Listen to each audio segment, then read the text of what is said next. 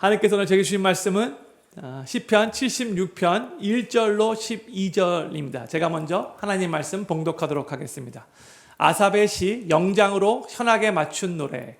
하나님이 유다에 알린 바 되셨으며 그 이름은 이스라엘의 크시도다.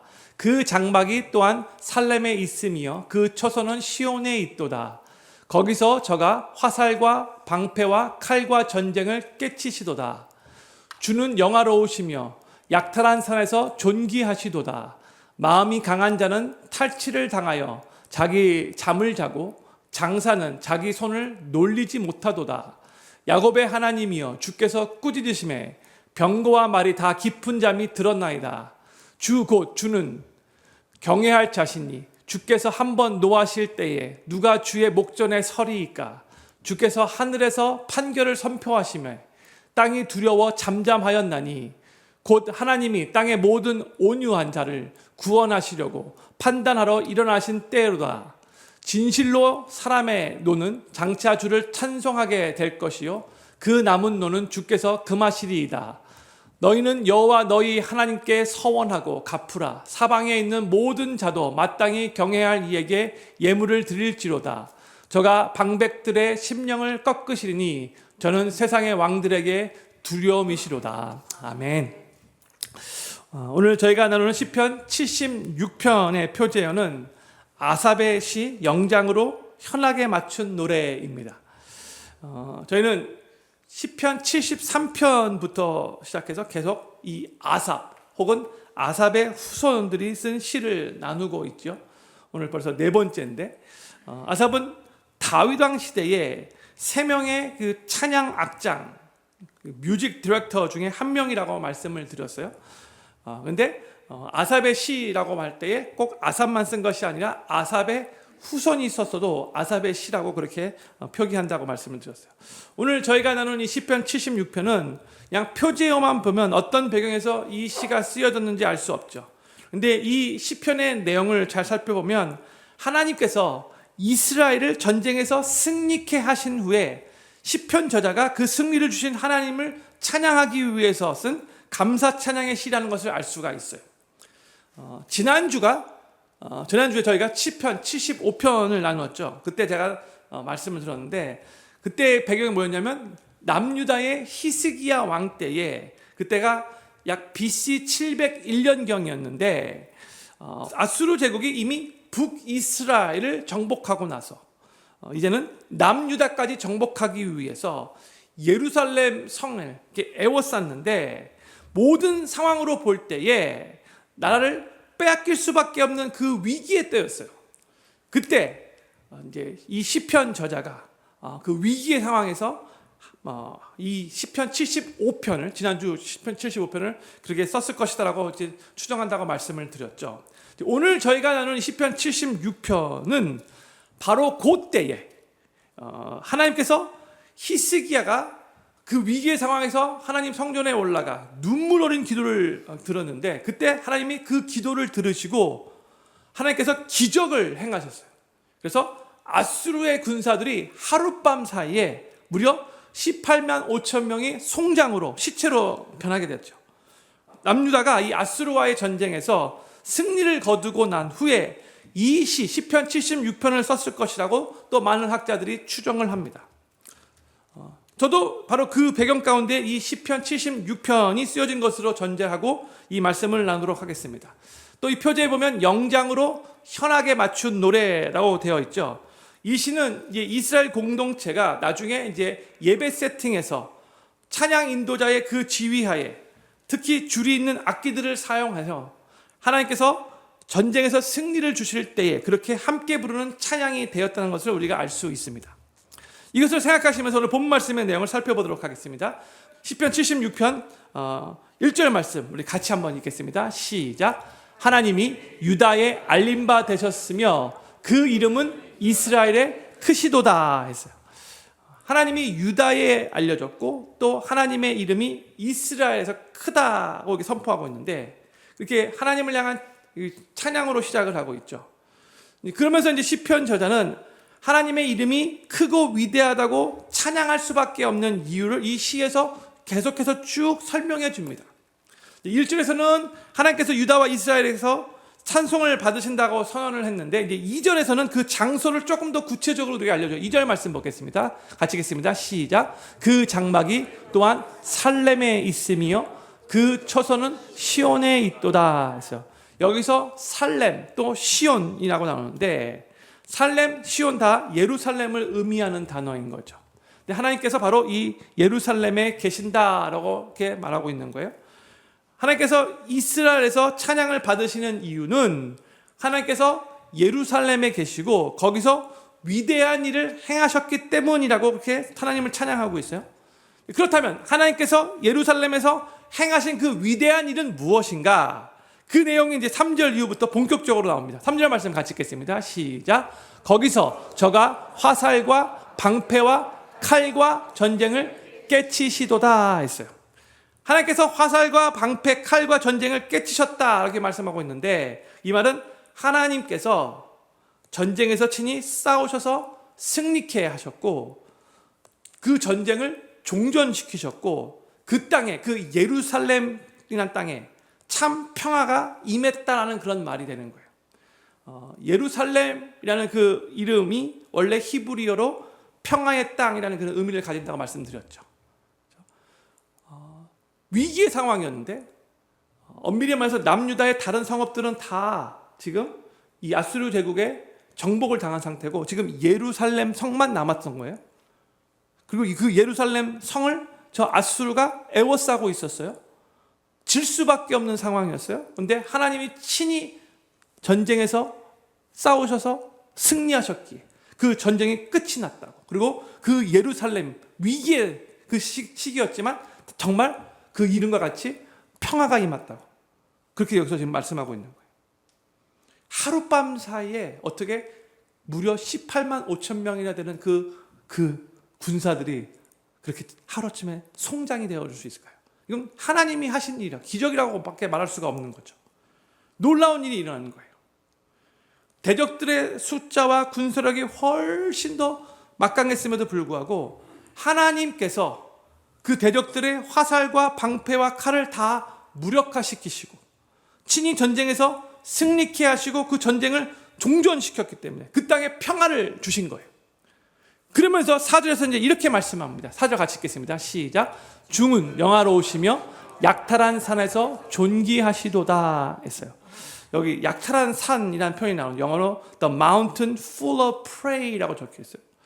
하나님이 대적들이 산에서 다 사자의 먹이가 되었다는 것을 이 비유적으로 이렇게 표현한 말이에요. 그러니까 하나님께서 그 대적들을 다 산에서 사자의 먹이가 되도록 그렇게 하셨다, 그런 뜻인 거죠. 이 4절 말씀은 모든 정황상 이길 수 있는 전쟁이 아니었지만 기적을 베푸셔서 승리케 하신 하나님의 그 영광과 그 하나님의 그 찬란함, 그 광채와 그 위엄을, 그 하나님의 크심을 높이 찬양하는 그런 내용이죠. 근데 여기서 주는 영화로우시며 glorious are you 그렇게 찬양하고 있는데, 영화로우시다라는 이 말은요, 눈부시게 빛난다라는 그런 뜻이에요. 눈부시게 빛난다. 성도님들, 우리가 믿고 섬기는 우리 하나님은 눈부시게 빛나는 영화로우신 하나님이십니다. 그리고 그 눈부시게 빛나는 영화로우신 하나님을 우리가 계속해서 믿고 섬기며 그 하나님께 우리의 시선을 고정하면서 그 하나님으로 인해 우리의 삶 또한 눈부시게 빛나게 되기를 우리 구주 예수님의 이름으로 간절히 축복합니다. 눈부시게 빛난다는 그런 코리안 드라마가 어디 있지 않았었나요? 하여튼 그런 것보다 하나님 때문에 눈부시게 빛나는 그런 복을 누리게 되기를 정말 좋을 것 같아요. 이어서 5절에서는 대적들에 대해서 이제 묘사를 하고 있어요. 5절 말씀 같이 읽겠습니다. 시작. 마음이 강한 자는 탈취를 당하여 자기 잠을 자고 장사는 자기 손을 놀리지 못하도다 했어요. 마음이 강한 자가 자기 것을 다 빼앗기고 잠을 잔다라는 이 말은 아주 막강했던 그 대적들이 결국 죽임을 당했다라는 그런 비유적인 표현이에요. 잠을 잔다라는 것은 다 죽었다는 뜻이죠. 그들 모두가 다 전쟁에 강한 용사였지만 그동안 정말 승승장구했잖아요. 어느 성읍 가든지 다 물리쳤던 이 아수르 제국의 군사들이었는데 강한 용사들이었지만 자신들의 그 손조차 사용할 수 없을 정도로 정말 무참하게 패배를 당했다는 그런 뜻인 거죠. 아무리 강한 용사들이라 할지라도 진정한 용사가 되시는 하나님 앞에서 그들은 아무런 힘을 발휘할 수 없게 되었다는 거죠. 하나님이 일하시고 역사하셨기 때문에. 더 나아가 6절에서는 또 이렇게 말씀합니다. 6절 말씀 같이 읽겠습니다. 시작. 야곱의 하나님이여 주께서 꾸짖으심에 병거와 말이 다 깊은 잠이 들었나이다. 아멘. 6절에서 대적들뿐만이 아니라 그들의 병거와 말까지도 무력하게 되었다는 것을 말해주고 있어요. 여기서 다 깊은 잠이 들었다라고 또 표현을 하고 있죠. 마찬가지로 죽음에 대한 비유적인 표현이에요. 대적들로 하여금 전쟁을 유리하게 해줄 수 있는 그 병거와 말마저도 하나님 앞에서는 아무런 쓸모가 없게 되었다라는 그런 의미인 거죠. 그런데 6절 전반부에서 표현했듯이 하나님이 큰 소리로 주께서 꾸짖으심에, 그렇죠? 그 하나님 앞에서는 당할 자가 전혀 없었고 다들 조용히 있을 수밖에 없었다는 거예요. 우리도 이 세상을 살아가는 동안에 수많은 영적 전쟁을 치르며 하루하루 살아가고 있잖아요. 그런데 우리가 우리의 힘으로 싸우려고 할 때는 우리의 힘으로는 패할 수밖에 없어요. 그러나 이 싸움을 우리가 하지 않고 우리 삶의 주인 되시는 전능하신 하나님께 그 모든 전쟁을 맡기면서 하루를 시작할 때 하나님 오늘도 내 삶에 여러 가지 영적 전쟁들이 일어날 텐데 하나님께 그 모든 영적 전쟁을 의탁하고 맡깁니다. 하나님께 저는 순종하겠습니다. 하나님만 의지하겠습니다. 하나님께서 나 대신 친히 싸워주시옵소서. 하나님, 하나님의 뜻을 역행하는 자들에게 하나님께서 친히 꾸짖어 주십시오. 그래서 하나님께서 그 대적들을 완전히 패배케 해 주십시오. 이렇게 기도하면 하나님이 우리의 삶을 영적인 전쟁에서 승리로 인도하실 거라는 거죠. 사랑하는 필립교회 성도님들, 이 세상이 아무리 거대하게 느껴지고 우리의 대적이 아무리 막강하게 느껴진다 할지라도 우리가 믿고 섬기는 우리의 능력의 하나님께서 하나님의 뜻에 역행하는 그 모든 대적들을 하나님이 친히 꾸짖으시고 결국 우리의 삶을 승리로 인도해 주실 것을 믿으시면서 이 세상을 살아가면서도 더욱더 담대하게 두려워하지 않게 되기를 간절히 소망합니다. 우리가 인간적인 방법이 아니고 하나님의 말씀에 순종하고 하나님만을 의지할 때에 그 하나님께서 불가능해 보이는 상황에서도 우리의 삶에 승리를 허락해 주실 것을 정말로 믿는다면 하나님께서 우리 삶에 놀랍게 일하시고 역사하셔서 결국 하나님이 주시는 그 달콤한 하나님의 승리를 우리 삶 가운데 맛보게 하실 거예요. 이걸 믿으셔야 될 것 같아요. 그리고 하나님께서 승리케 하신 후에 우리도 이 시편 저자와 같이 기쁜 마음으로 우리에게 승리를 주시는 하나님을 찬양하게 될 것입니다.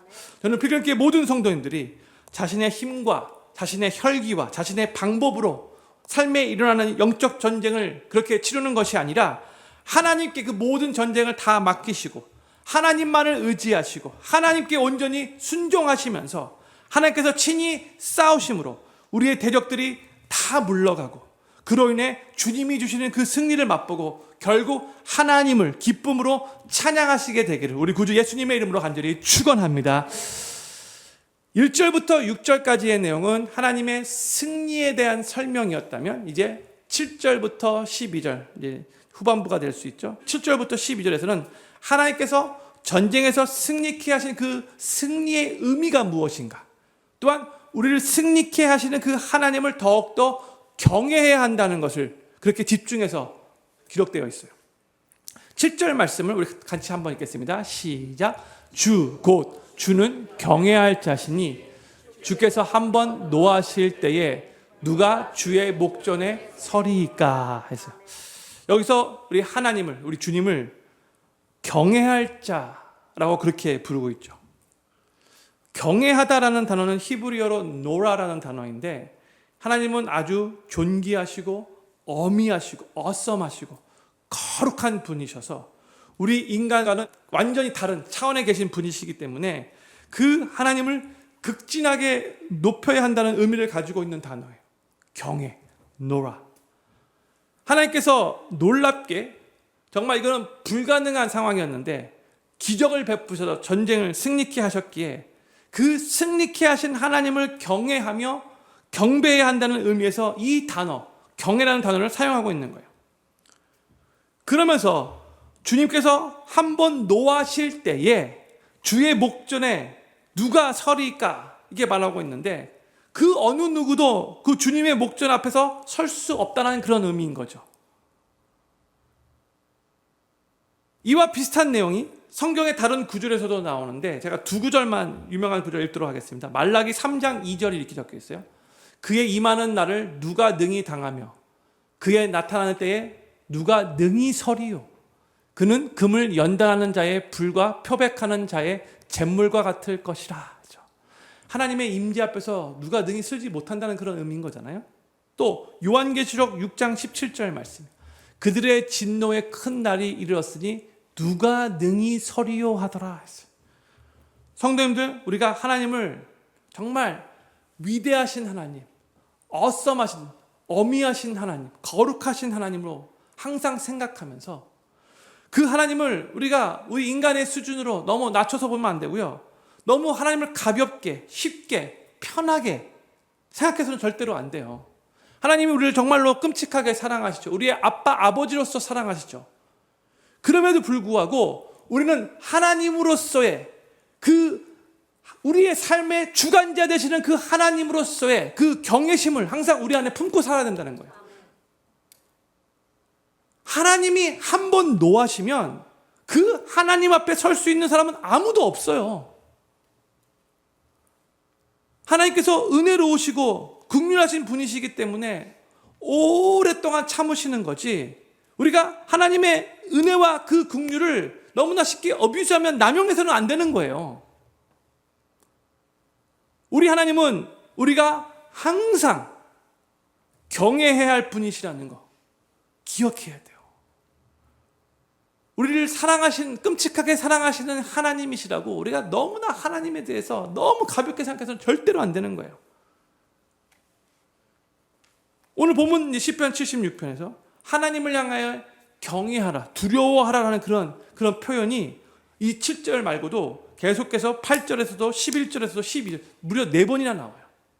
승리를 주신 하나님에 대해서 찬양하다가 그 하나님을 온전히 우리가 하나님으로서 경외해야 한다, 4번씩이나 강조하고 있는 거예요. 또 8절 말씀을 보면 하나님을 경외해야 하는 이유가 전쟁에서 승리케 하신 이유뿐만이 아니라 더 깊은 이유가 있다는 것을 또 우리들에게 알려주고 있어요. 8절 말씀 같이 읽겠습니다. 시작. 주께서 하늘에서 판결을 선포하심에 땅이 두려워 잠잠하였나니 했어요. 여기서 하늘에서 판결을 선포하셨다라고 선포하는데 여기서의 판결은 영어로 보면 judgment라고 번역되었죠. 하나님께서 심판을 선포하셨다는 그런 뜻이에요. 심판의 뜻이. 이제 시편 저자는 전쟁에서 승리케 하신 하나님으로부터 온 만물을 통치하시고 심판하시는 하나님으로 우리의 시선을 이 8절에서 전환하고 있어요. 전쟁에서 승리케 하시는 분만이 아니라 온 땅을 심판하시는 하나님이시라는 것. 그 하나님을 우리가 두려워할 줄 알아야 된다는 거죠. 하나님은 이 땅을, 하나님께서 지으신 이 피조 세계를 공의롭게 다스리시고 또 공의롭게 심판하시는 분이시라는 거예요. 그 하나님을 경외해야 한다는 거예요. 하나님이 심판을 선포하실 때 온 땅은 두려워 잠잠할 수밖에 없대요. 이 우리 하나님이에요.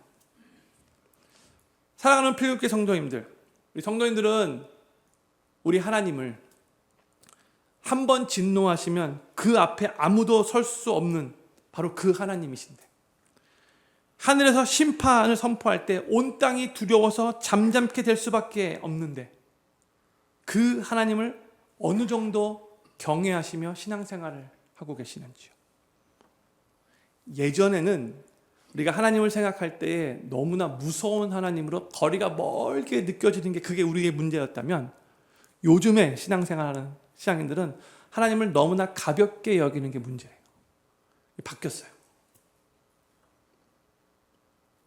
혹시 우리 성도님들은 하나님을 너무나 편하게, 쉽게, 가볍게 그렇게 생각하고 신앙생활하고 계시지는 않는지요? 죄를 지었고 나서도 뭐 다 모든 사람들이 다 죄 짓는데 뭐 이렇게 생각하시지는 않는지요? 하나님께서 우리의 모든 것을 다 보고 계시고 다 우리가 하는 말을 다 듣고 계신데 그 하나님을 망각하면서 그냥 살아가고 계시지는 않는지요? 이사야 6장 2절 말씀을 보면 이제 천사들이 거룩하신 하나님 임재 앞에 어떠한 자세를 하고 있는가를 보여주고 있어요. 전에도 말씀 나눴는데 이사야서 6장 2절 말씀 제가 읽도록 하겠습니다. 스랍들은 모셔 섰는데 각기 6날개가 있어 그 둘로는 그 얼굴을 가리었고 그 둘로는 그 발을 가리었고 그 둘로는 날며 이렇게 하고 있죠. 여기서 스랍들은 천사들을 의미하는 거예요. 이 천사들이 두 날개를 가지고는 자기 발을 가리웠고요. 겸손한 모습을 보여주고 있는 거죠. 또 두 날개로는 자기 얼굴을 가리웠다라고 하고 있어요. 그러면서 두 날개로 난대요. 이 모습이 어떻게 보면 정말 와, 천사가 하나님 앞에, 거룩하신 하나님 앞에 이런 모습으로 있구나. 자기의 발을 가리고 자기 얼굴을 가리고 그러면서 날고 있는 거예요. 천사들도 하나님 앞에서 이렇게 얼굴을 둘 수가 없는 거예요. 그렇죠? 그러면서 두 개의 날개로 날개짓을 하면서 날고 있는데 이게 바로 거룩하신 하나님 앞에서의 천사들의 모습이라는 것을 기억하면서 우리는 하나님의 존재 앞에 어떻게 말하고 어떻게 행동하고 있는가? 우리 스스로 항상 질문해야 돼요. 경외하는 마음 하나도 없이 도리어 하나님께 막 따지고 뭐 옆집 아저씨처럼 너무 편하게 쉽게 생각하지는 않는가, 우리 하나님을. 평상시에는 하나님 중심으로 살지 않다가 상황이 좀 힘들어지고 막 급해지면 갑자기 막 하나님 앞에 막 나와서 막 하나님 왜 이러십니까? 막 한번 입장 바꿔놓고 생각해 보십시오. 막 따지고 막 하나님께 내 기도 응답해 주지 않으면은 막 삐지고 이 거룩하시고 위대하시고 광대하신 하나님을 향한 경외심이 별로 없어 보여요. 그리고 우리가 말하고 행동할 때 마치 하나님이 하나도 우리의 말을 안 듣고 계시는 것처럼 말하고요. 우리가 행동할 때 하나님께서 하나도 우리의 행동을 안 보고 계시는 것처럼 행동할 때가 너무나 많아요. 근데 우리 하나님은요, 우리 행동을 다 보고 계실 뿐만이 아니라 우리의 말하는 것을 다 듣고 계시고 그뿐만이 아니라 심지어 우리가 생각하는 것까지도 다 정확하게 꿰뚫어 보시는 분이시잖아요. 그게 우리 하나님이시잖아요. 우리가 그 하나님을 정말로 계속해서 자각하며 산다면 우리는 하나님을 가볍게, 쉽게, 만만하게 생각할 수 없어요. 정말로. 그렇죠? 성도님들, 하나님께서 창조하신 창조물 중에 우리 인간들만 하나님께 따지고 하나님께 은근히 반항하고 하나님께 거역하는 거 아시죠? 우리 인간들만 그래요. 어떨 때는 간이 창자가 배 밖으로 나온 것 같아요. 하나님을 너무나 쉽게 생각해요. 천사들은 하나님 앞에서 두 날개로는 자신의 발을 가리고 두 날개로는 얼굴을 가렸어요. 천사들은 상상도 못할 일들을 우리 인간들은 너무나도 쉽고 편하게 하나님을 생각하는 경우가 많은 것 같아요. 하나님을 향한 경외심이 점점 사라지고 있어요.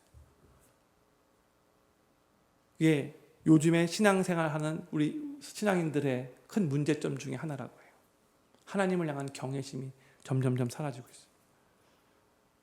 우리는 정말로 거룩하시고 위대하시고 광대하신 하나님께 그 살아서 역사하시는 그 하나님께 합당한 그 경외심과 존경심과 경배를 드려야 합니다.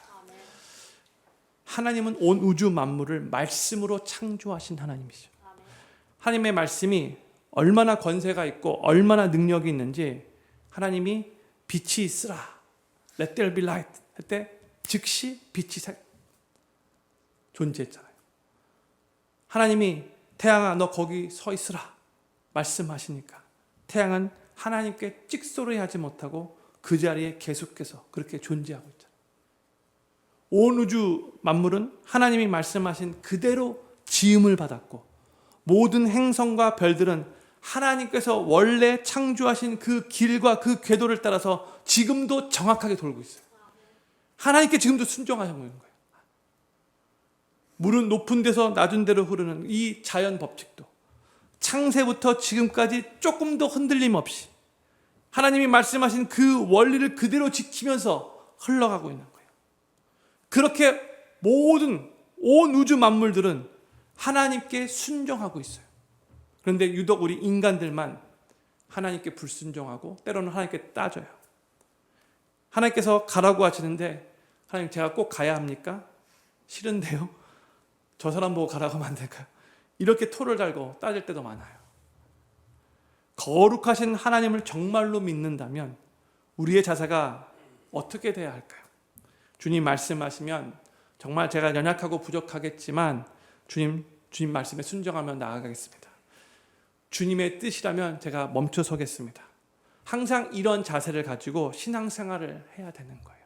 이게 주님을 향한 경외심을 갖고 있는 신앙인들의 모습인 거죠.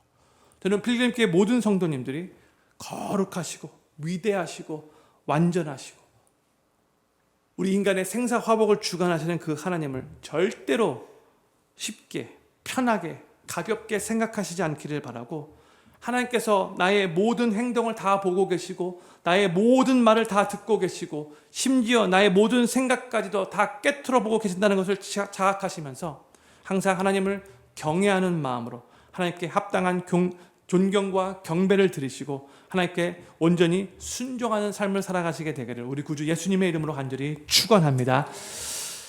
9절에서는 하나님께서 심판하실 때에 어떠한 자를 하나님의 마음에 두시고 계시는가를 우리들에게 알려주고 있어요.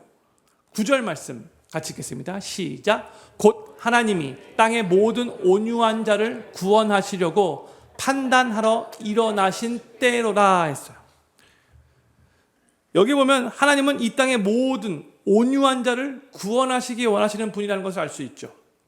여기서 온유한 자는 뭘 의미하는가? 히브리어로 보면은 아나브라는 단어를 사용했는데 이 땅에서 공의로운 판결을 받지 못해서 억울하게 자신의 권리를 약탈당했음에도 불구하고 그럼에도 여전히 하나님을 의지하고 신실하게 믿음의 길을 걸어간 사람들을 의미하는 단어예요.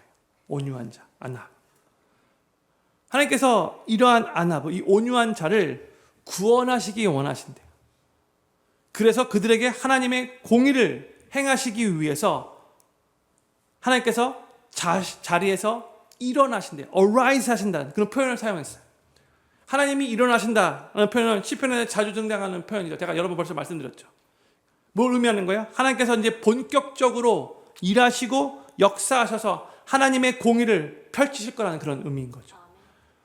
우리 하나님은 믿음의 사람들이 믿음의 길을 걸어가면서 때때로 억울한 일을 당할 때가 있는데 그럴 때 그 억울함을 풀어주시고 하나님의 공의로 억울한 자들의 삶을 회복시켜 주시는 분이시라는 것을 믿으시기 바랍니다.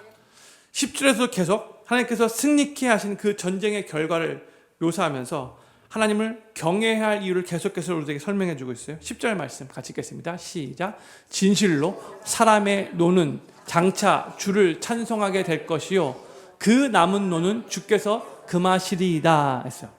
이 10절 말씀의 해석이 참 많이 어렵다라고 해요. 이게 이 히브리어 원어를 보면 이 단어, 이 내용들이 참 어렵게 되어 있다고 그래요. 그래서 여러 학자들마다 다양한 해석들이 있는데 저도 이제 여러 해석들을 보다가 이제 저는 이 해석이 맞다라고 생각해서 이렇게 말씀드릴게요. 여기서 보면 사람의 분노가 하나님을 찬송하게 될 것이다라는 이 말은 9절 말씀과 연결시켜서 이제 온유한 자가 전에는 억울해서 분노했겠지만 하나님께서 그 삶의 회복을 허락해 주셔서 승리를 허락해 주셔서 이제 그 분노가 찬송으로 바뀌게 된다는 것을 의미하는 거죠. 9절 말씀과 연결시켜서. 그리고 10절 후반부에서 그 남은 분노는 하나님께서 금하실 것이다 이렇게 말을 하고 있는데 금하실 것이다라는 이 표현도 참 우리가 쉬운 표현이 아닌데 영어로 보면 will put on like a belt 라고 번역됐죠. 허리띠를 묶는다라는 그런 의미인 거예요. 그러니까 이 의미는 하나님의 진노에서 살아남은 자들을 하나님께서 또 띠로 묶으신다, 결박하신다라는 그런 의미래요. 그러니까 하나님께서 온유한 자의 그 억울한 분노를 조금도 남기지 않으시고 다 갚아주신다는 그런 의미가 10절 말씀이라는 거예요.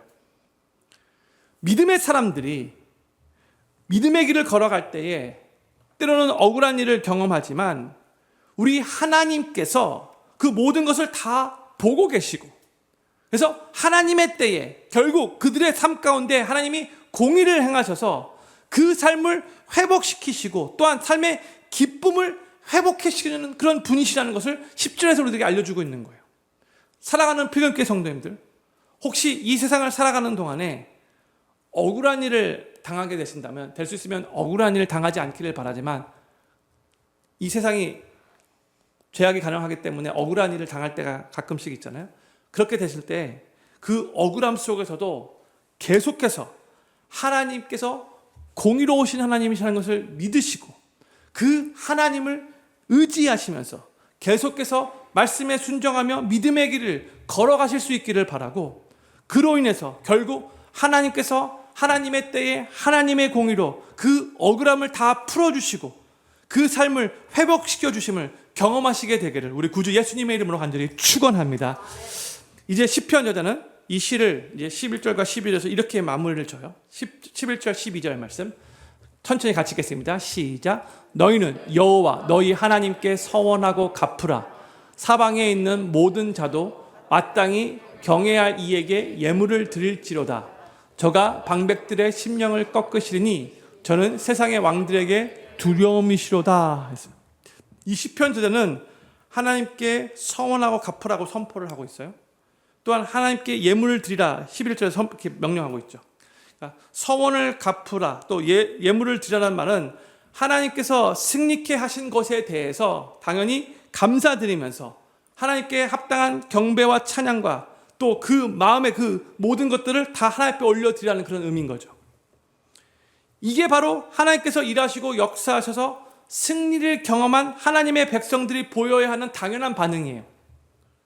그러면서 12절에서는 다시 한번 이 하나님이 승리케 하신 분이시고 또한 세상의 왕들의 두려움의 대상이 되시는 분이시라고, 우리의 경외와 경배를 받기에 합당하신 분이시라고 선포하면서 이 시편을 마치고 있어요.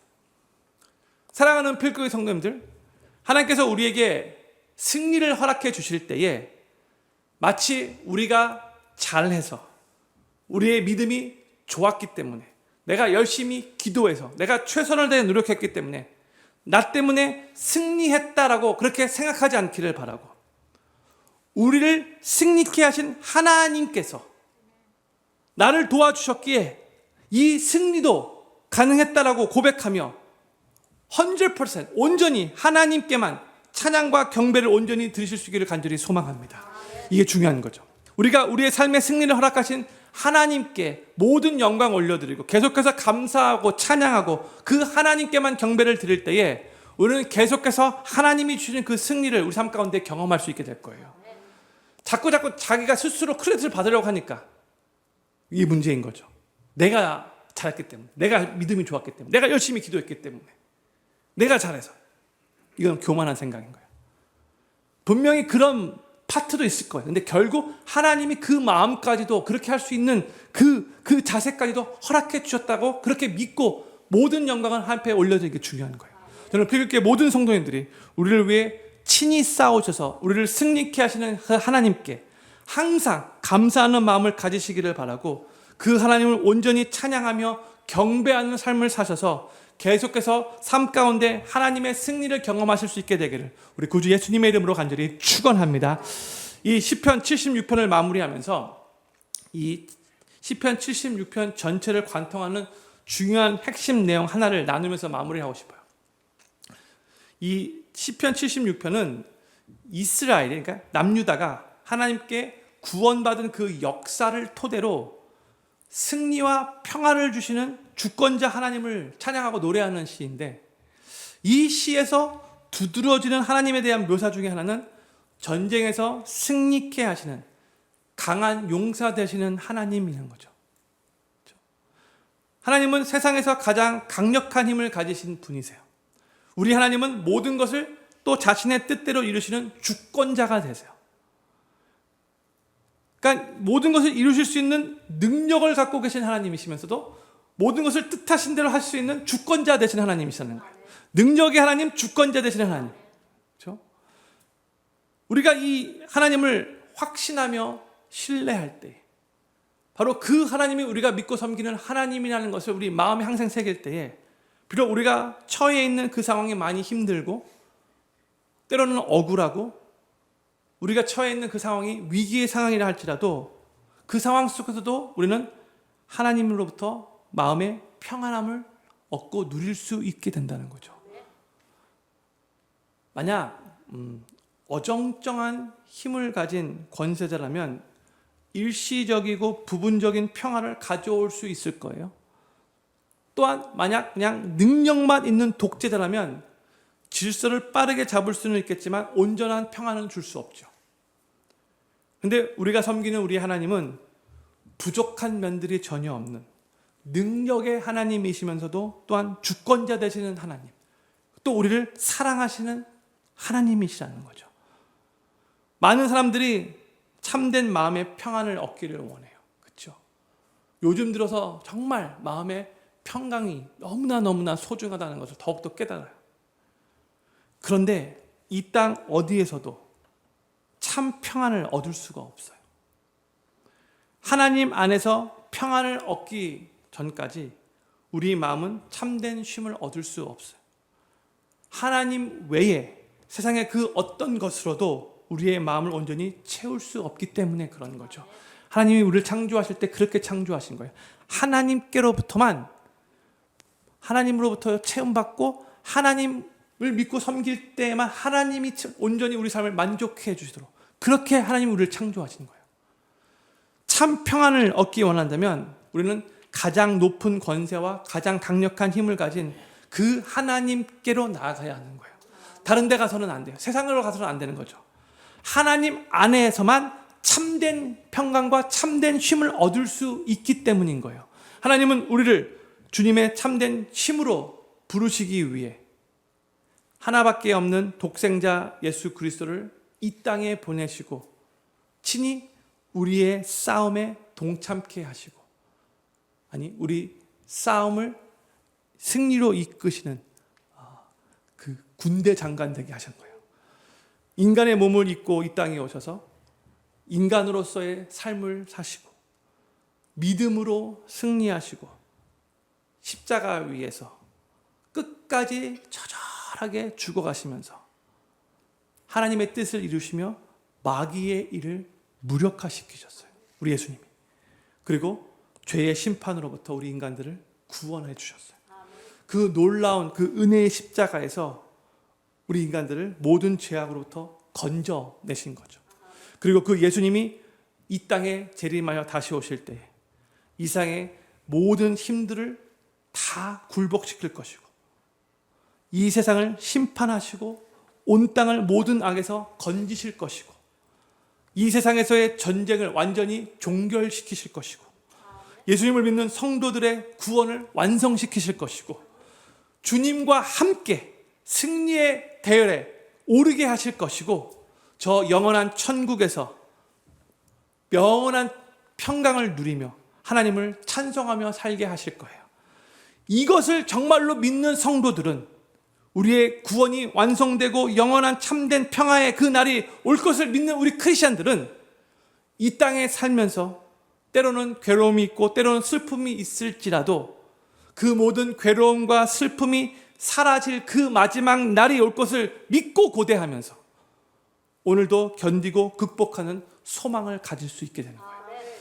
저는 여기 계신 모든 성도님들이 예수님께서 다시 재림하실 그때에 이 땅에서의 모든 전쟁이 다 끝이 나고 예수님을 믿는 우리 성도들에게는 구원이 완성될 것이고 우리 주님과 함께 승리의 대열에 오르게 하셔서 참되고 영원한 평강을 영원토록 누리게 될 것을 바라보시며 그 소망으로 이 땅에서의 모든 괴로움과 슬픔을, 억울함을 견디고 극복해 나가시게 되기를 우리 구주 예수님의 이름으로 간절히 축원합니다. 기도 제목 5가지 읽고 기도하는 시간 갖도록 하겠습니다. 첫 번째 기도 제목입니다.